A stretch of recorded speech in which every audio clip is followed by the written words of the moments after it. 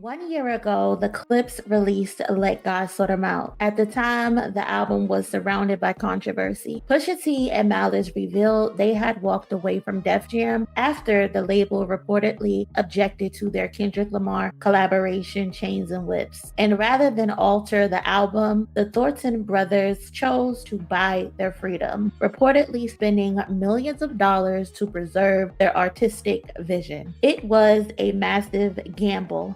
Nobody knew if the album would justify the sacrifice. Fast forward 1 year later, that album has become one of the defining hip hop releases of the past year, and many consider it one of the most recent classics in rap history. The album debuted at number 2 on the rap chart and number 4 on the Billboard 200, selling approximately 120,000 units first week. It earned 4 Grammy nominations, including Album of the Year, proving the project wasn't just respected within hip hop, but recognized among the biggest albums across music. The album has generated more than 200 million Spotify streams, produced 6 Billboard Hot 100 charting songs, and it had a Tiny Desk concert with more than 4 million views. It also launched a sold-out world tour. One of the most surreal moments of that run came when the Clipse performed at the Vatican. And I'll be honest, I never imagined I'd see hip hop celebrated in that kind of setting. Considering Malice's personal journey through faith, it felt like another full circle moment and one of rap's most unlikely comeback stories. Then came the actual awards. At the Grammys, Chains and Whips featuring Kendrick Lamar won Best Rap Collaboration, giving the Clipse Grammy recognition as a duo for the first time. Then the victory lap continued with a win at the NAACP Awards and the BET Awards. Let God Sort 'Em Out won Album of the Year and Best Group, while Chains and Whips also took home Best Collaboration. So 1 year later, the conversation is no longer about what the Clipse risked. It's about everything they gained. And that's why this story isn't really about Def Jam. It's about what happens when artists refuse to compromise their vision. To understand why this moment feels so significant, you have to remember what the Clipse represent. This wasn't just another rap duo dropping another album. This was the reunion of two brothers whose lives had taken completely different paths. For more than 15 years, they weren't making music together. Malice had stepped away from rap altogether and leaned into his faith, dedicating himself to ministry and speaking about redemption and purpose. Pusha T continued carrying the Clipse legacy as a solo artist, building one of the strongest catalogs in hip hop and establishing himself as one of the culture's elite lyricists. For years, another Clipse album felt more like wishful thinking than reality. Yet somehow, these brothers found their way back to each other. They didn't come back chasing trends though. They didn't try to recreate the early 2000s. They came back sounding exactly like who they had become, older, wiser, and more confident in their artistry. That's what made Let God Sort 'Em Out feel different. It wasn't built on nostalgia, it was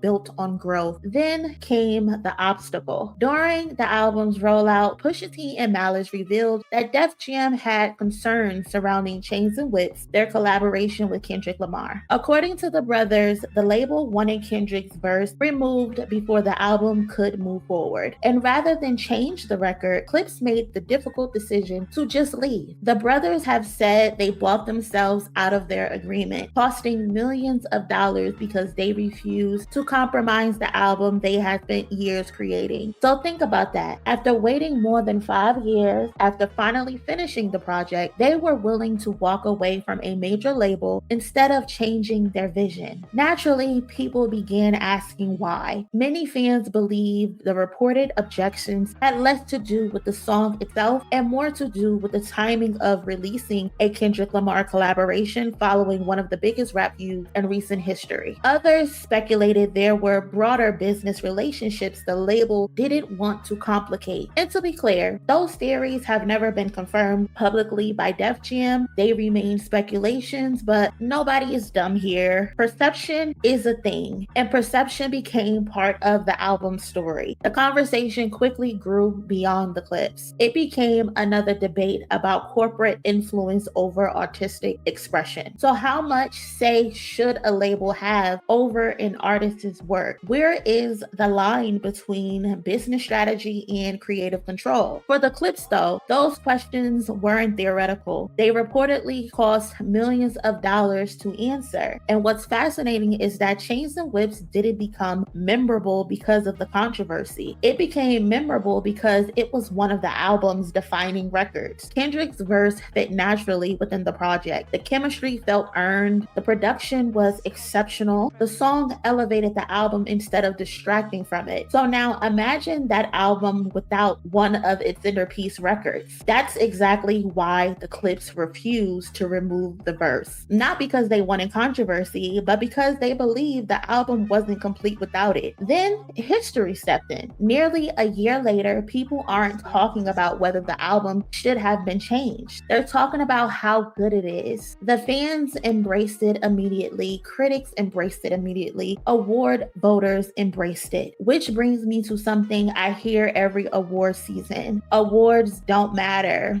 Be so serious, because every year artists campaign, labels campaign, publicists campaign. The fans are getting involved with the campaigns. Like, there are entire marketing strategies built around award consideration. So let's just stop pretending awards suddenly become meaningless whenever our favorite artist doesn't win. Now, do awards determine greatness? Absolutely not. The music does that. History does that. The culture does that. But awards absolutely matter because they are recognition from your peers. They are another chapter in an artist's legacy. And despite what people say after the winners are announced, most artists want that recognition. Pusha T and Malice have never hidden it. Both have spoken publicly about wanting to win awards, not because trophies define their careers, but because after dedicating decades to mastering your craft, being recognized by your peers means something. There's nothing wrong with admitting that. If awards truly didn't matter, nobody would campaign.